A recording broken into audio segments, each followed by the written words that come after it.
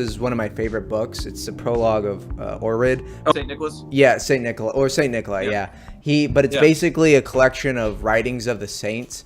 And when you learn about their lives, especially early saints, like they had everything to fear and tortured the worst way, but they just didn't have any fear at all. Ideas and things in our mind are much more scary than they are in reality. So I think it's very, edifying, and it's very hopeful to read the saints and their optimism, despite they have, I'd say, way worse persecution than what we're going through. Right. So right. yeah. So keep the big picture in mind. Yeah, I mean, people like, look at St. George, his life, his martyrdom. He was an officer and, the imperial bodyguard of Diocletian. And he was tortured in all these horrible ways. God was with him. Exactly. And, and God won. And our own day, like you have like he's not yet considered a canonical saint. The Russian enlisted border guard in 1996 in Chechnya, and his name was Yevgeny Rodionov, and he refused to give up his faith. Like these radical Protestant types, were, they threatened him with they said they were going to cut off his head if he didn't take off his cross and do this conversion. And he's, screw you. And he went all the way. Yeah. And God was with him. Exactly. God won. So. Yeah. You actually spent some time in Russia. You actually studied in Russia. How was that? I studied there in St. Petersburg. It was great. Yeah. It was during the early 2000s. So that was Russia since then, has it was still kind of like in the 90s hangover. Oh, okay. And, but since that time, Russia has really picked up and its economy and its standard of living have risen a lot. But it was a lot of fun. It was great studying there. And I loved, I loved just like catching, gypsy cabs and talking to people. And, you got me fluent in the language. And then visiting Moscow, going to the Kremlin and to visiting the museum at Lubyanka, the KGB museum. That was awesome. All the World War II museum. It's the scale of it's just incredible. Yeah.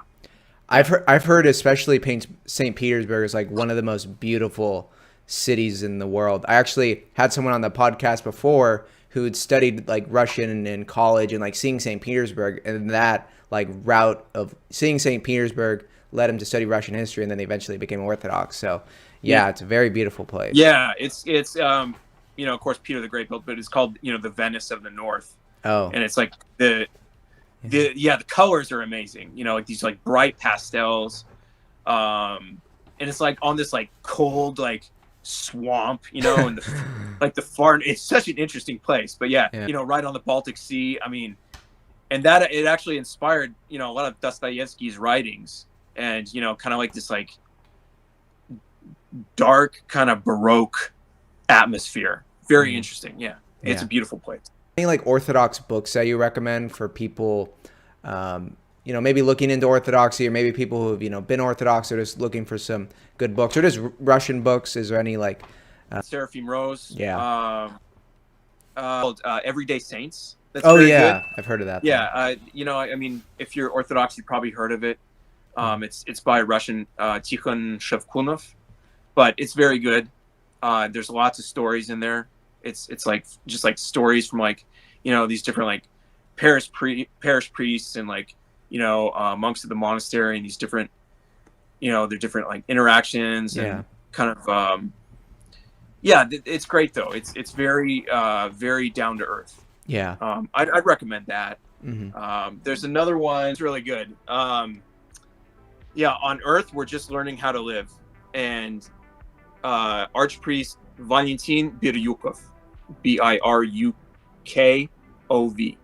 and he's really cool. He fought in World War II, and see all the medals. He was in combat. He was up against the Wehrmacht, and I mean, tough dude. But it's not like super ornate writing or anything. He's very down to earth, good heart, and I like it a lot. Yeah, it's a beautiful book. Awesome. So Yeah, I'll have to get that one. a ton of books on, a ton of like memoirs of KGB veterans and things like that in Russian. I translate stuff, so Yeah. it's been a while since I have like a couple years, but I will get back to it. Brazilian Jiu-Jitsu, so that's another thing that takes my I like to run, I like to lift. Yeah. Like you gotta have that physical, emotional, spiritual balance. Yeah. That's so important, is like being active. Like it's important to research philosophy and theology and do prayer and everything, but also like making sure you're physically keeping care of yourself and hitting the gym, or just it could be something simple like going for a walk every day. Yeah. Doing whatever your thing is. Everyone's different. Everyone's got their kind of their niche, but it's important to find that. Yeah. But I have a lot of friends that are interested in like Brazilian jiu-jitsu. My friend has done some like tournaments in the past, and he said it's a lot of fun. And you learn some like self-defense things, because that's what it's all about, right? It's like kind of using your body. And yeah, it's awesome. It's awesome. Yeah, it's like grappling, and it's great conditioning. It's one of those things, like if you like just the challenge of getting your ass kicked day after day for years. And just like, it's like if you want to get good at something, if you want to become skilled, like it's something like Brazilian Jiu-Jitsu, like you have to hang out with and learn from, train with guys that are better than you, guys who will kick your guys who but they'll show you, they'll train with you, and it's great. Like it's a great social thing too. Like that's the other thing is, church is good, for after, like, like got a group of guys that we can talk to and, kind of trade ideas back and forth. In the same way, like a sport like BJJ, or, like maybe like Muay Thai or whatever, like if you get a group of, like when I first joined like 6 years ago, I didn't think like, I didn't think about the social aspect, but it's like really important for definitely for guys to like have that